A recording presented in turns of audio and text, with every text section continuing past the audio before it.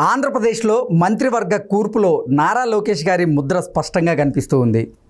మంత్రివర్గ కూర్పులో 17 మందికి కొత్త వారికి అవకాశం రావడం వెనుక నారా లోకేష్ గారి హస్తం ఉందని, దానివల్ల ఇప్పుడు టీడీపీ సీనియర్లు నారా లోకేష్ మీద గుర్రుగా ఉన్నారు అనేటువంటి వార్త సోషల్ మీడియా వేదికగా చక్కర్లు కొడుతూ ఉంది. అయితే నారా లోకేష్ గారు పార్టీ గురించి ఆలోచించారని, 40 సంవత్సరాల పాటు తెలుగుదేశం పార్టీ పోరాటం చేసేందుకే ఈ కొత్త మంత్రుల జాబితాను విడుదల చేసినట్లుగా కూడా ఒకంత ప్రచారం జరుగుతున్నటువంటి నేపథ్యంలో ఈ అంశం మీద మనం విశ్లేషణ చేసుకునేటువంటి ప్రయత్నం చేద్దాం. ప్రస్తుతం మనతో పాటు ఉన్నారు తెలుగుదేశం పార్టీ అధికార ప్రతినిధి సూర్యదేవర్ లత గారు. లత గారితో మాట్లాడదాం. లత గారు నమస్తే అండి. నమస్తే. లత గారు, ఆంధ్రప్రదేశ్లో మంత్రివర్గ కూర్పులో నారా లోకేష్ గారి ముద్ర ఉన్నట్లుగా 17 మందికి కొత్త వారికి అవకాశం వచ్చినటువంటి నేపథ్యంలో దాని వెనక నారా లోకేష్ గారి హస్తం ఉన్నట్లుగా టీడీపీలో ఉన్నటువంటి కొంతమంది సీనియర్లు భావించారని, వాళ్ళకి అవకాశం దక్కబోవడంతో మంత్రివర్గంలో వారు లోకేష్ గారి మీద గుర్రుగా ఉన్నట్లుగా ఒక వార్త ఇప్పుడు సోషల్ మీడియాలో చక్కర్లు కొడుతూ ఉంది.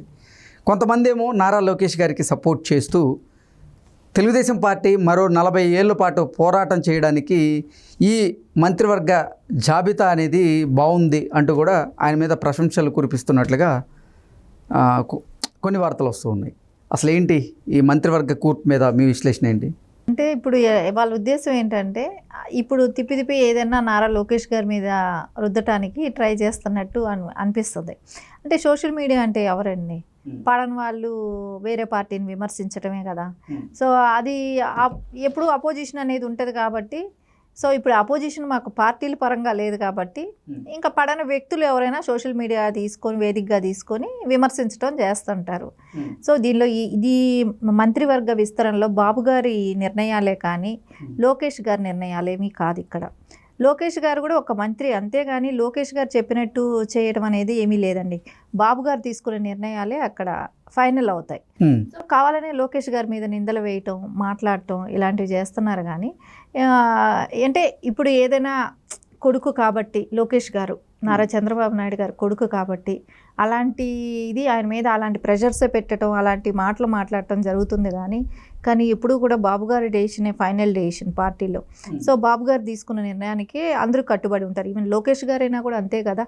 సో ఆయన మీరు ఇంకొక విషయం అంటే ఆంధ్రప్రదేశ్లో జరిగిన మంత్రివర్గ కూర్పులో అసలు నారా లోకేష్ గారికి సంబంధమే లేదంటారా? ఖచ్చితంగా లోకేష్ గారికి సంబంధమే లేని విషయాల్లో ఆయన ఎంటర్ చేసి ఆయన్ని మాట్లాడటం జరుగుతుంది. కానీ మీరు చూడండి, ఆయన ఎప్పుడూ కూడా సార్ అనే సంబోధిస్తారు.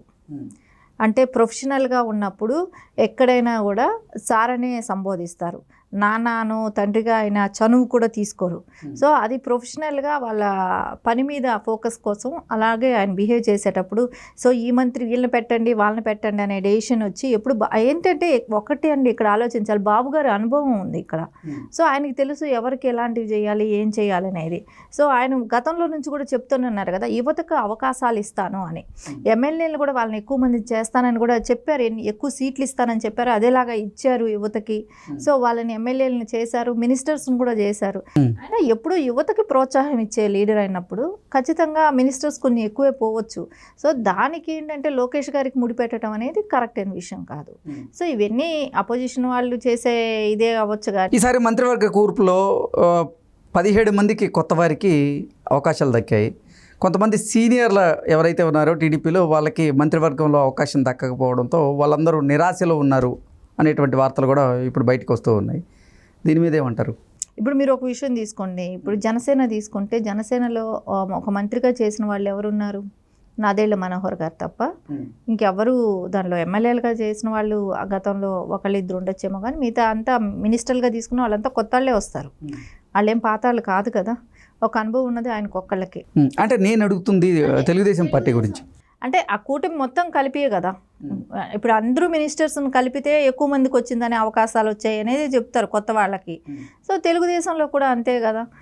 సో తీసుకున్నారు కొత్త వాళ్ళు పాత వాళ్ళు కలయికతోనే. సో వాళ్ళకి కూడా ఇప్పుడు ఎంతసేపు పాత వాళ్ళే ఉండారు అనే దానికి లేదు. కొత్త వాళ్ళకి కూడా ట్రైనింగ్ ఇవ్వాలి, వాళ్ళని కూడా తీసుకోవాలి. మెయిన్ పోర్ట్ఫోలియో ఎవరో అంటే సమర్థులైన వాళ్ళు, అనుభవం ఉన్న వాళ్ళకు ఉంటుంది. సో ఇవన్నీ బాబు గారు ఉన్నారు, పర్యవేక్షిస్తారు, చూసుకుంటారు. సో ఎందుకంటే కొత్త వాళ్ళని కూడా ట్రైన్ చేయాలి, రెడీ చేయాల్సిన అవసరం కూడా ఉంది. ఎందుకంటే ఈ టైంలో ఎక్కువ మంది యువత కూడా గెలవటం జరిగింది కదా, ఎక్కువ మంది కొత్త వాళ్ళకి అవకాశాలు వచ్చి అంటే యువతకి వచ్చి వాళ్ళు గెలవటం, వాళ్ళకు కూడా మినిస్టర్స్ ఇస్తే వాళ్ళు అంటే ఫ్యూచర్ కూడా రెడీ చేయాల్సిన అవసరం ఉంది. ఇక్కడ పార్టీ బేస్ని ఫ్యూచర్ కూడా ఇంకా కొంచెం బలంగా నాటుకుపోవాలి అని అంటే కొత్త వాళ్ళకి అవకాశాలు ఇవ్వాలి. సో వాళ్ళకు కూడా ఒక అవగాహన వస్తుంది. లాస్ట్ టైం అనుకున్నప్పుడు లోకేష్ గారు లాస్ట్ మంత్రి పదవి వచ్చినప్పుడు, సో ఇప్పుడు సెకండ్ టర్మ్ చేస్తున్నారు. బాలకృష్ణ గారికి తీసుకుంటే కూడా 3 టర్మ్స్ ఎమ్మెల్యే ఆయన. సో ఆయనకి మినిస్ట్రీ ఇవ్వటంలో తప్పు లేదు కదా, కొత్త వాళ్ళ కింద ఎలా అవుతారు? ఇలా తీసుకుంటా ఉన్నప్పుడు ఖచ్చితంగా వాళ్ళందరికీ కూడా ఇప్పుడు గతంలో ఎమ్మెల్యేగా చేసిన వాళ్ళకే ఇచ్చారు కదా. సో కొత్తగా ఎమ్మెల్యే అయిన వాళ్ళు, కొత్తగా చేసిన వాళ్ళు లేరు. సో ఆ దృష్ట్యా తీసుకోవాలి. సో వాళ్ళలో ఎంత వర్త్ ఉంది అనేది ఉంటే నెక్స్ట్ ఇంకొక టర్మ్కి వచ్చేటప్పుడు మళ్ళీ మార్చడానికో లాంటి వాళ్ళని కంటిన్యూ చేయడానికో కూడా అవకాశాలు ఉంటాయి. ఇవన్నీ లేనిపోని మాటలు మాట్లాడుతూ లోకేష్ గారి మీద ఏదో ఒకటి మాట్లాడి ఆయన మీద బ్లేమ్ చేయాలని అలాంటి అవకాశాలు తీసుకొస్తున్నారు. ఏదో ఒకటి బ్లేమ్ చేయాలి ఆయన్ని అనేది. అదంతా ఏమీ లేదు. బాబు గారి నిర్ణయమే ఫైనల్ నిర్ణయం. ఆయన చెప్పిందే జరుగుతుంది. బాబు గారు తీసుకున్న డెసిషనే ఎవరైనా పార్టీలో దాన్ని ఫాలో అవ్వాల్సిన అవసరం ఉంది. లత గారు, ఈరోజు జరిగినటువంటి మంత్రివర్గ కూర్పు చూసుకున్నట్లయితే అన్ని సామాజిక వర్గాలకి న్యాయం జరిగేలాగా చంద్రబాబు గారు ఈ మంత్రివర్గాన్ని కూర్పు చేశారు అంటూ కూడా కొంతమంది ఆయన మీద ప్రశంసలు కురిపిస్తూ ఉన్నారు. అంటే అన్ని సామాజిక వర్గాలకి న్యాయం జరిగేలాగా ఈ మంత్రివర్గ కూర్పు చేయాలనే సీనియర్లకి అవకాశం దక్కలేదా, అంటే ఆ సీనియర్లకు అవకాశం ఇవ్వలేదా సామాజిక వర్గాల ప్రకారంగా చూసి అంటే ఏం చెప్తారు? సామాజిక వర్గాల ప్రకారం ఒకటి తీసుకున్న యువతని ప్రోత్సహించాలనేది అయితే గట్టి నిర్ణయం ఉంది. సామాజిక వర్గాలకు కూడా ఖచ్చితంగా తెలుగుదేశం పార్టీలో ప్రతి వాళ్ళకి న్యాయం జరుగుతుంది. ఎక్కువ ఇంపార్టెంట్ బీసీ, ఎస్టీ, మైనారిటీల వాళ్ళకి ఉంటుంది, ఎస్సీ, ఎస్టీ, మైనారిటీ వాళ్ళకి.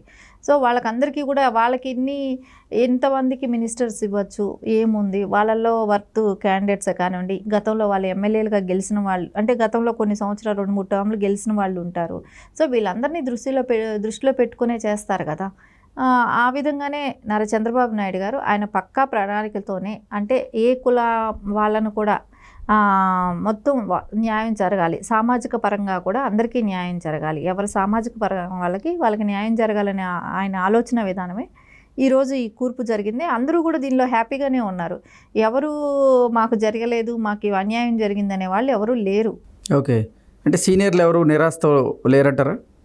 ఇప్పుడు ఇప్పుడు ఉండేది ఎంతమంది? ఓన్లీ తెలుగుదేశం తీసుకుంటే 134 మంది. సో 134 మందిని సాటిస్ఫాక్షన్ చేయగలుగుతారా ఎవరైనా? చేయలేరు. అక్కడ ఇంకొకటి పొత్తులు ఉన్నాయి. పొత్తులు ఉన్నప్పుడు కొంతమందికి మినిస్టర్స్ పోతాయి కదా, వాళ్ళకి ఇవ్వాల్సినవి ఉంటాయి కదా. సో బీజేపీకి పోతుంది, జనసేనకు పోతుంది. సో అందుమూలన అక్కడ మాకు రాలేదు అని అనుకుంటే ఏం చేయలేని పరిస్థితి. సో నెక్స్ట్ టర్మ్ ఉంటుంది కదా, సో అప్పటి వరకు చూడాల్సిన అవసరం కూడా ఉంటుంది కదా. టర్మ్ వస్తుంది, మళ్ళీ వాళ్ళకు కూడా అవకాశాలు వస్తాయి అనేది అయితే ఖచ్చితంగా అనిపిస్తుంది. ఓకే అండి, thank you so much. Thank you.